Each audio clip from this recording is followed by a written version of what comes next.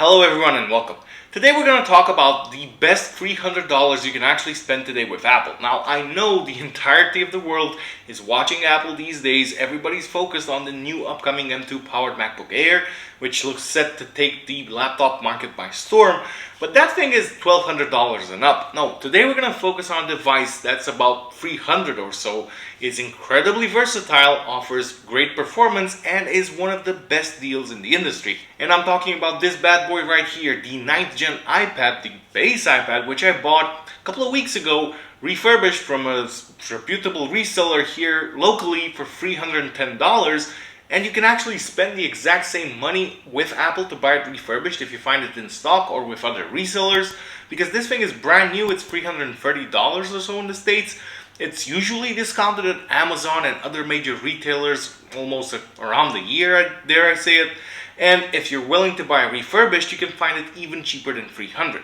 And I really love this product. I think it's absolutely amazing. And in today's short 5-minute or less video, I'm going to try and explain why.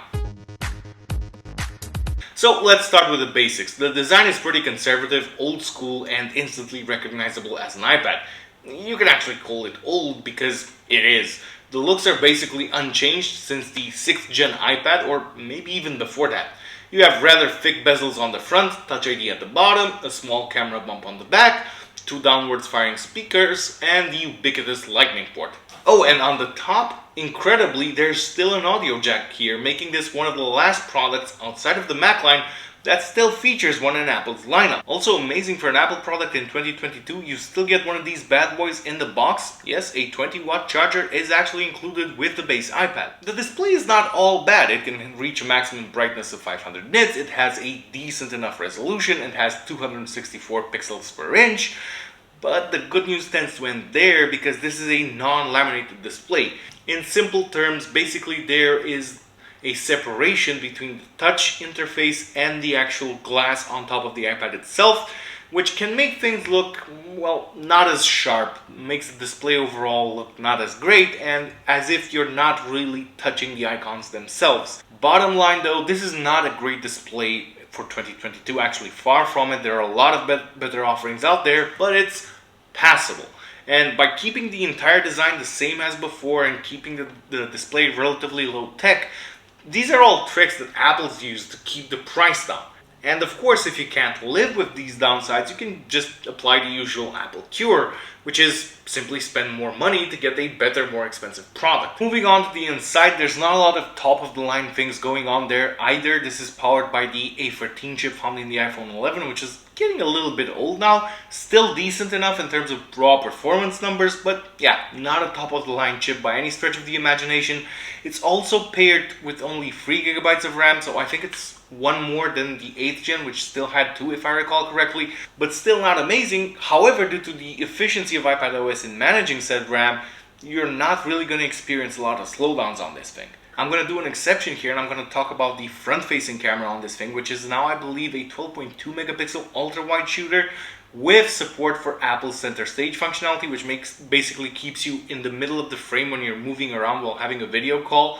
That's really useful, and I'm really glad they included it here as well. So all in all, this is a decent package. Middle of the road stuff, middling specs, but what makes it really good? I said earlier it's a fantastic device. Well, it's the value for money proposition. And let me expand on that a little bit. Here we have another iPad that Apple sells, the behemoth that is the M1 powered 12.9-inch iPad Pro, which basically blows this thing out of the water in every single aspect. As long as you don't care about that headphone jack thing, because, well, this one doesn't have one. However, the base 12.9-inch iPad Pro is actually 4 times as expensive. This thing is around $1,200 brand new, and it can go up in the thousands if you spec it with more RAM and 5G connectivity and more storage.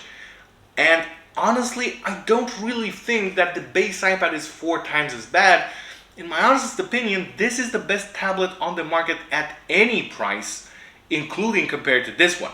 And I'm saying that with full honesty because I believe this thing can do about 80-ish% of the experience that the much more expensive model can offer. Let's take some very simple scenarios that pretty much everybody who has a tablet would actually use it for. You want to enjoy a lot of media content? Sure, the better display of the iPad Pro is going to give you a better experience.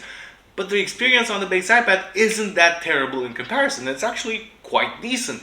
And if you don't use the two devices side by side, you won't really care all that much.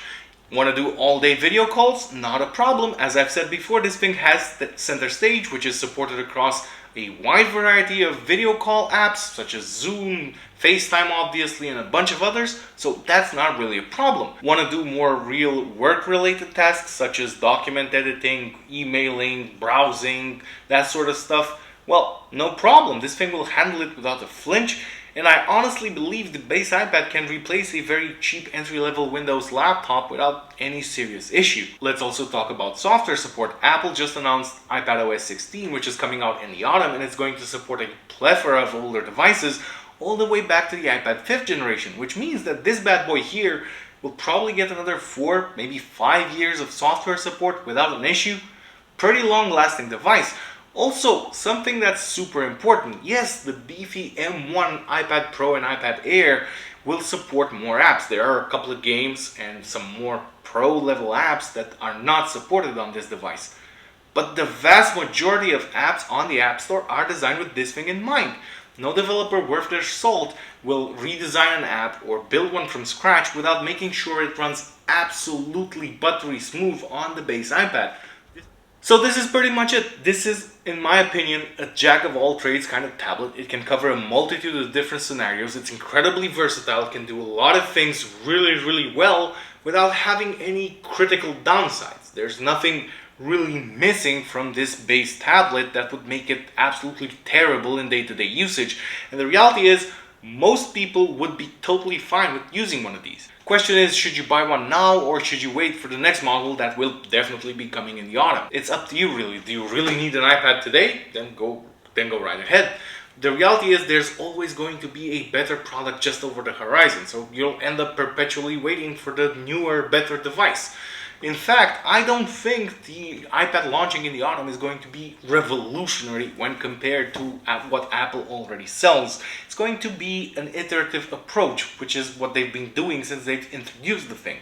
It's going to have a slightly faster chip, maybe an external redesign, look a little bit better than this one, but that's going to be about it. Apple will probably not be changing the formula for one of their cash cow devices, and I think that covers it for today. Let me know in the comment section down below what you think of the iPad 9th generation and Apple's iPads in general. Thanks for watching, and I'll see you on the next one.